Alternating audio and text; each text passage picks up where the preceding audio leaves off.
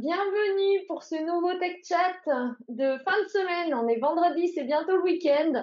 Salut Enrico, ça va? Salut, On ça se va prend très notre bien, toi? petit café, nous on vient de finir de manger. Aujourd'hui, on va être avec Enrico et on va sûrement avoir le plaisir en guest star d'avoir Emmanuel qui va nous rejoindre aussi. Donc Enrico travaille en équipe Professional Services de Bonita et Emmanuel à la R&D pour parler de tout ce que on a pu dire migration de Bonita Community vers Bonita Enterprise. Mais je crois qu'il faut quand même qu'on précise quelque chose avant de démarrer sur ce mot migration, justement. Je te laisse parler du coup, Enrico. Oui, merci Delphine et bonjour à tous. Alors en fait, c'est vrai que dans notre terminologie, on parlait beaucoup de migration. Et donc récemment, on a voulu un peu changer les noms. Et donc maintenant, on parle plutôt de upgrade quand on passe un projet d'une version communautaire en version souscription. Et on parle de update quand on change vraiment la version du Bonita. Ça veut dire on peut passer de la version 7.8 à la version 7.11. Et quand on parle d'update et d'upgrade, on peut penser en fait, c'est quoi qu'il faut, il faut updater ou upgrader. En fait, il y a le Bonita Studio et la plateforme de Bonita. Et donc, c'est deux choses un peu différentes. D'accord, donc les choses évoluent comme vous pouvez le voir. Et du coup, tout à l'heure, si vous êtes intéressé, Emmanuel est là avec nous et il pourra vous parler un petit peu de ce qui est prévu au niveau justement upgrade et non pas migration, comme on pouvait les appeler avant. Du coup, on va lancer la série de questions. Donc, je vous rappelle le principe pour ceux qui ne connaissent pas. Vous pouvez lever la main dans le panneau de configuration de votre GoToWebinar. Ça va me permettre de vous ouvrir le micro parce que c'est toujours plus sympa. Notre but dans ce tech chat, c'est vraiment d'avoir une discussion entre vous, Enrico et Emmanuel, si besoin, pour la partie R&D. Donc, du coup, n'hésitez pas à lever la main. C'est toujours plus sympa d'interagir à l'oral. Et si vous êtes un peu timide, pas de souci, on peut prendre les questions à l'écrit. Et du coup, je me ferai votre voix auprès d'Enrico ou de Manu. Alors, on commence? C'est parti. Du coup, j'attends pour les premières questions. Ah, je vois qu'il y a une première main levée. Hop, j'active ton micro, Conan. Hop, voilà. Bonjour, Bonjour. je me présente, je suis Auric Eric et j'appelais pour avoir quelques précisions par rapport en termes de hardware. Quelle est la configuration minimale requise pour une version community? Parce que nous, on est clairement dans la démarche tester la version community, essayer de la pousser en production, voir comment elle réagit, ensuite passer sur une version payante éventuellement. Donc c'est plus le process de voir dans un environnement qui est production ou pré-production, quelle est la configuration minimale en termes de hardware requise. Oui, bonjour, bonjour, merci pour la question. Donc, la configuration de l'hardware, ça dépend aussi de la complexité de votre projet, parce qu'en fait, avec l'outil Bonita, on peut faire, c'est un outil très flexible et donc on peut faire des projets de type de complexité différents. Et donc, selon le type d'utilisation, vous pouvez avoir un hardware, des hardware un peu différents. En tout cas, au niveau de CPU, normalement, on suggère d'avoir au moins deux CPU, voire quatre. Niveau de mémoire, avoir au moins 4 gigas de RAM, voire plus. Après, si c'est plus, c'est encore mieux. En tout cas, on a une liste de prérequis pour l'hardware qu'on pourra fournir. On pourra mettre, on pourra joindre à cette tech chat pour avoir la liste précise et aussi avec les logiciels supportés, bien sûr. D'accord, super. Ça me va. Je crois que j'ai votre email, non? Vous étiez au Bonita Camp? Oui. Oui. Donc, on Eh ben, avance petit à petit. voilà, je vous enverrai un message avec des liens utiles pour un peu connaître les configurations minimales. Du coup, je me permets de compléter la question. Est-ce que du coup, il y a une différence entre Community ou Enterprise pour les configurations minimales ou pas? Je dirais non, il n'y a pas vraiment une différence à niveau de configuration. C'est la base du moteur, c'est la même, donc il n'y a pas de prérequis spécifiques pour la version de subscription en plus. D'accord. Bonjour, Et je au me permets niveau, d'intervenir juste pour compléter la réponse qu'Enrico vient de faire. En fait, le fait que la version souscription apporte des fonctionnalités telles que la scalabilité, telles que des fonctionnalités additionnelles, telles que les fonctionnalités du cluster, nécessairement, on va avoir besoin, en fonction de ces nouvelles fonctionnalités et de l'usage qu'on en fait, de potentiellement augmenter les capacités hardware. Mais encore une fois, ça dépendra beaucoup de l'usage et il n'y a pas une réponse type. Ça dépendra du projet, des processus, oui, de la charge, de la concurrence que vous voulez mettre dessus. Mais effectivement, le fait d'être dans une version souscription, du fait des capacités supplémentaires qu'offre la plateforme, bah, il faudra adapter son hardware. d'accord. Ce que vous êtes en train de dire, c'est que si on fait nos tests et si on veut passer dans une version plus évoluée, il va falloir quand même tenir compte de cela pour le hardware, c'est ça? Oui, et de toute façon, ça passera par une phase effectivement de tuning. D'accord. D'accord. Et on a une version en base de données Postgres, c'est bon? Ça vous semble bon pour...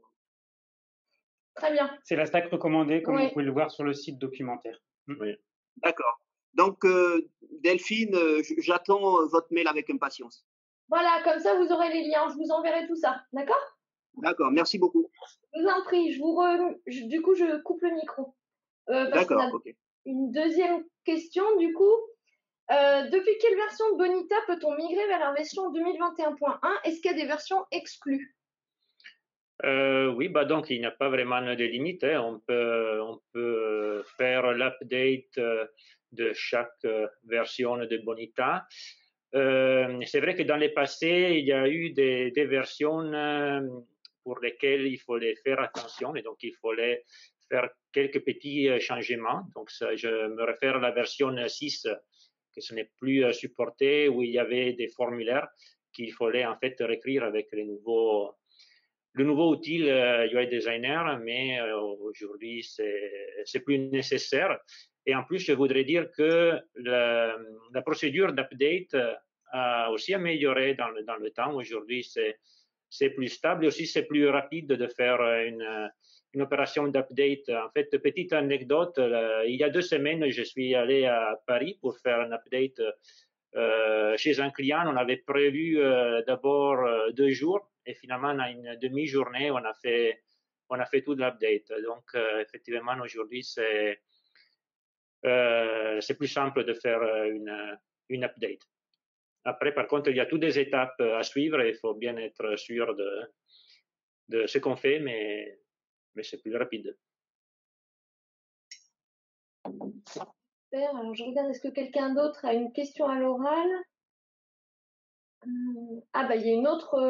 Ah bah, du coup, pour revenir sur ce que tu viens de dire, du coup, en termes d'update, quel est l'effort nécessaire pour effectuer ce type d'update et quelles sont, du coup, à ton sens, les étapes clés?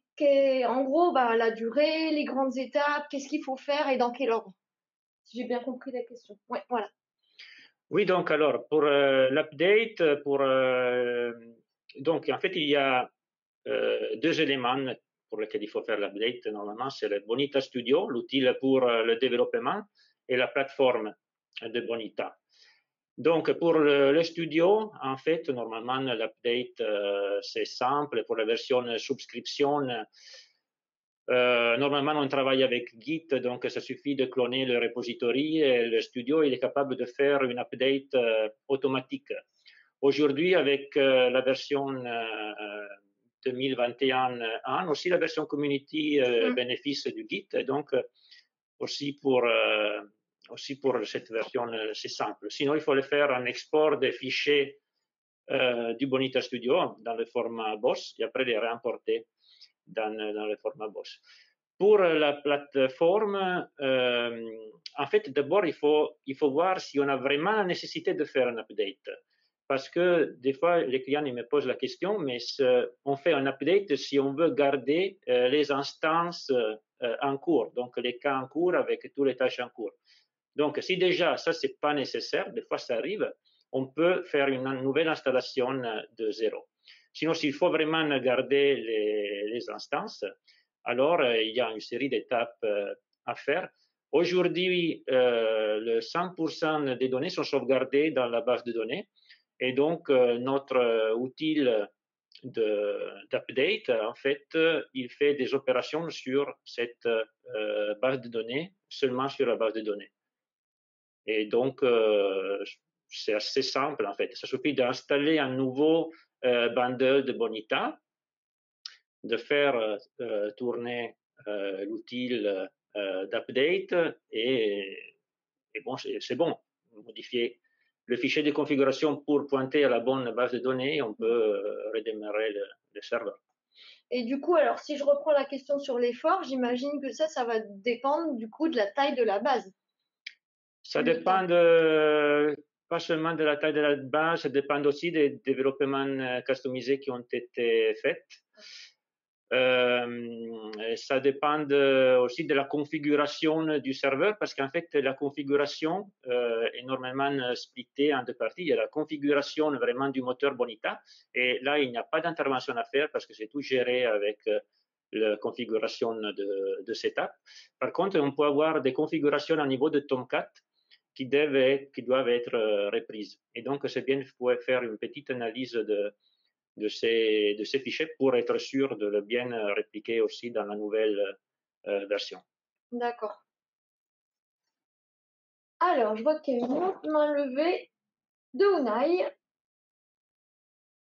Tu peux y aller, Unai. Bonjour tous les trois. Merci de ce tech chat. Bonjour. J'espère que vous allez bien là au bureau. Donc, dommage que je puisse pas être là avec vous, mais j'avais du coup une question. Cette fois-ci plus concernant le passage de community à souscription. Donc, si j'ai bien compris, désormais on appelle ça l'upgrade aussi, upgrader de community à souscription. Donc, dans les cas où je pars d'une version communauté où mon environnement, je développe dans le studio communauté, j'ai mon runtime qui est communauté.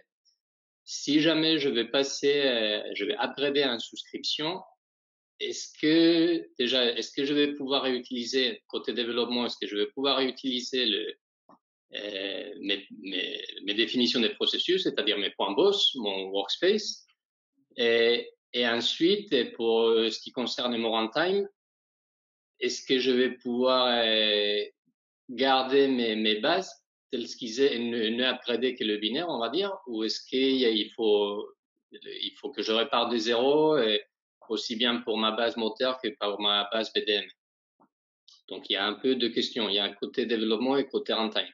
Donc, quelles sont les actions nécessaires pour pouvoir upgrader justement de ma plateforme et mon environnement qui est tout un community pour passer en souscription, savoir s'il faut que je répare de zéro ou voilà. Alors, t'inquiète, Unai, tu ne dois pas partir de zéro. On va tout garder. En fait, pour le studio, ça suffit de réimporter les fichiers BOSS dans la nouvelle version subscription. Ou si tu as le repository dans Git, tu peux faire un Git clone et automatiquement le projet sera importé dans le nouveau studio. Et à niveau de plateforme, on va bien installer une nouvelle version du Tomcat avec ta version cible qui doit être la même version que tu as sur la community. Après, on va pointer à la base de données qui est utilisée avant. La base de données est pareille. Et il faut faire seulement des changements au niveau de fichiers de setup, des fichiers de configuration pour être sûr de récupérer les bons fichiers de configuration que tu avais dans la version community. Et le reste, c'est tout automatique. Donc, Manu, ça veut dire préciser... Oui, vas-y, Delphine. Attends, Unai, je pense que Manu peut peut-être préciser en 2021.1, justement, Donc, juste pour évolue. compléter effectivement ce que dit Enrico, les binaires, le simple fait de mettre à jour les binaires va te permettre d'avoir accès aux nouvelles fonctionnalités ou à la plus grande configurabilité de la version souscription que tu n'avais pas quand tu étais en community.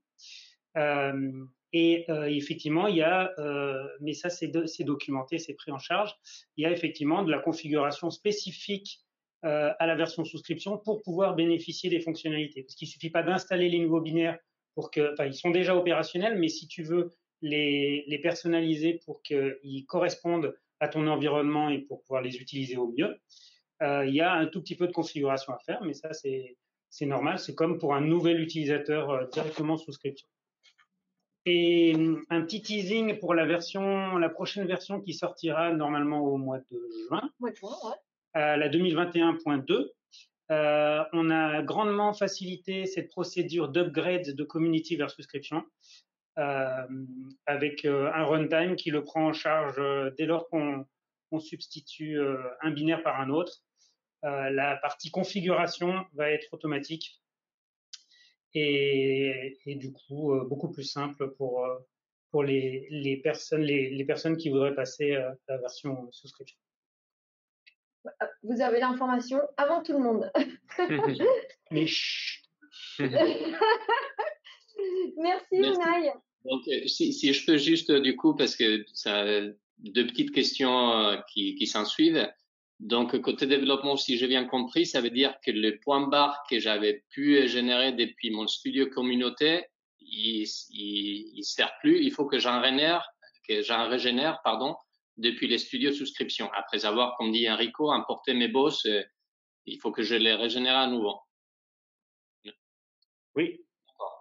Et donc, et côté plateforme, du coup, si j'ai bien compris, les instances des processus que j'avais en cours pendant que ma plateforme était toujours communauté, est-ce qu'elles vont continuer à marcher? C'est-à-dire, les processus que j'avais déployés dans la version communautaire de mon runtime, après l'upgrade, est-ce qu'ils vont continuer à marcher ou par contre, il va falloir que je désactive ces versions-là parce qu'ils marcheront plus et il faut que je redéploie la nouvelle version générée à partir du studio souscription. Pas de nécessité de devoir redéployer, donc les versions en cours continueront à marcher. C'est ça un peu le grand avantage de faire une procédure d'upgrade. Oui, il n'y a aucun souci pour ça. Et on imagine que quand tu passes à la version souscription, c'est pour bénéficier potentiellement des nouvelles fonctionnalités. Donc, pour les nouvelles instances que tu démarreras, on suppose que tu vas déployer une nouvelle version du processus avec des fonctionnalités supplémentaires ou avec tout ce que tu veux mettre en place qui n'est que dans la version souscription. Et à ce moment-là, ce sera une nouvelle version et des nouvelles instances. Donc, les deux peuvent tout à fait cohabiter. Merci beaucoup pour toutes les réponses et c'est très facile. Donc, merci beaucoup et désolé d'avoir pris trop de temps.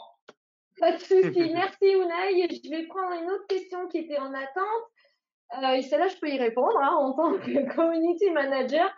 Quelle est la version actuelle de Bonita Community? Je vais en profiter pour expliquer un peu le cycle de vie des différentes éditions, justement. Donc aujourd'hui, la version actuelle de Bonita Community, c'est la version 2021.1 qui est exactement la même version que la version souscription, puisque du coup, chaque version se suit. Il faut savoir qu'à partir de 2021.1, par contre, en community, sauf bug critique, il n'y aura plus de version de maintenance. Et donc, du coup, les versions qui seront disponibles seront uniquement des versions mineures, donc 2021.1, 2021.2 qui arrivera en janvier, alors que en juin, pardon. Alors qu'en édition souscription, vous aurez chaque mois des versions de maintenance qui incluront les fixes des bugs qui auront été remontés entre les deux. Voilà, donc les versions se suivent. Et donc, il y a exactement le même cycle d'update entre Community et Enterprise. Alors, Je vois qu'il y a une main. Ah non, je crois que c'est bon. Il y a encore une question. Oui. Ah tiens, intéressant. Quelqu'un dit, ben voilà, vous parlez d'une migration, notamment dans le titre. Hein, bon, on a précisé après un peu les différences de terminologie. Je pensais que c'était le même moteur. Quelles sont les différences principales? Oui, donc en fait, on peut dire que le moteur, il est le même. Par contre, dans la version subscription, il y a des dépendances en plus, il y a des librairies en plus. Parce qu'en fait, comme il disait Manu, par exemple, dans la version subscription, on a aussi la possibilité d'avoir la scalabilité, donc de pouvoir installer un cluster. Après, avec la version subscription, on a la possibilité de gérer le système de single sign-on. On a des autres petites différences et en plus on a aussi par l'outil pour faire le déploiement qui s'appelle BCD, Bonita Continuous Delivery. Donc oui, la version, c'est vrai que dans la version subscription on a des librairies en plus. Mais... Voilà, donc en fait, effectivement, le moteur BPM est le même. La possibilité les points d'extension sont aussi là dès la version community. La possibilité d'écrire ses propres extensions est là. Néanmoins, dans la version subscription, on fournit des points d'extension additionnels, comme par exemple une possibilité de se connecter à tout un tas de systèmes de SSO différents, donc du Kerberos quand on est sous Windows, qu'est-ce que j'oublie, du SAML, CAS, tout un tas de fonctionnalités qui sont que en souscription et qui viennent se rajouter. Mais le moteur BPM derrière est le même, il n'y a aucune restriction en tant que support de la norme BPMN, par exemple, dans la version Community. Et donc, on peut faire des projets complets en édition Community, mais on n'a pas tous ces fonctionnalités poussées pour justement de l'automatisation, industrialisation et aussi support de projets critiques. Et aussi le monitoring aussi, dans la version subscription, on a des outils pour fournir le monitoring des indicateurs du moteur qui sont très utiles pour vérifier l'état de la plateforme. À ce sujet-là, regardez le précédent Tech Chat sur le monitoring de la plateforme. J'allais me dire, en fait, tu m'as... C'est parfait. Tu m'as devancé, c'est parfait. Donc, effectivement, si vous avez ce genre d'interrogation sur le monitoring, comme le dit Manu, le mois dernier, il y a 2 mois, en décembre 2020, on a fait un Tech Chat sur le sujet. Ah, je vois une dernière question à l'écrit, donc après, je ne pourrai plus en prendre d'autres parce qu'il va être bientôt l'heure. Quels sont les problèmes croisés le plus souvent lors de ces updates ou upgrades? D'accord. Donc, comme je disais avant, l'outil d'update a amélioré beaucoup dans les derniers temps. Après, c'est vrai qu'avec Bonita, on a vraiment beaucoup de dépendance aussi de librairies externes et donc à chaque mise à jour de Bonita, il y a aussi des librairies qui sont mises à jour. Donc, c'est vrai que notre R&D nous peut confirmer, il fait beaucoup d'efforts de tests et de tout, mais c'est simplement impossible d'arriver à tout tester. Donc, c'est possible qu'effectivement, il y a des comportements qui après, une fois que vous avez fait l'update, qui ne marchent pas exactement comme vous pensiez.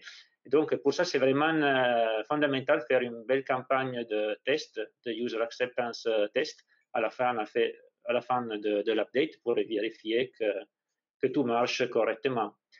Parce que là aussi... Sur un environnement de pré-production. De pré-production, oui. Et isoprod si possible. Isoprod si possible. Oui, parce que des fois, ça arrive, par exemple, j'ai un client, on avait corrigé avec Bonita dans une version spécifique un petit problème sur une sécurité d'une API REST. Et donc, le client, il avait fait l'update, mais donc, vu qu'il y avait cette petite REST API sécurisée, il n'arrivait pas à voir des données dans le navigateur. Et donc, heureusement qu'on a fait bien les tests user acceptance test parce que comme ça, on a pu détecter ce genre de problème. Super. Bah, merci à tous les deux, hein, parce que c'était vraiment très enrichissant. J'espère que bien, ça a répondu à la plupart de vos questions ou à toutes vos questions. N'hésitez pas, si vous avez d'autres questions de ce type, à nous les poser. Ça peut être via le mail community@greentasser.com, via le site du forum, on pourra y répondre aussi. Du coup, bah, on se retrouve le mois prochain pour le prochain Tech Chat. J'ai oublié le sujet, je vais m'en rappeler. Pour du coup se retrouver encore pour un petit café. Et puis du coup, le Tech Chat sera disponible en vidéo très rapidement pour que vous puissiez revenir dessus. Et à très bientôt. Bon week-end et bonnes vacances à ceux qui en prennent. Au revoir. Merci Catherine pour l'invitation. De rien. À bientôt. Au revoir. À bientôt.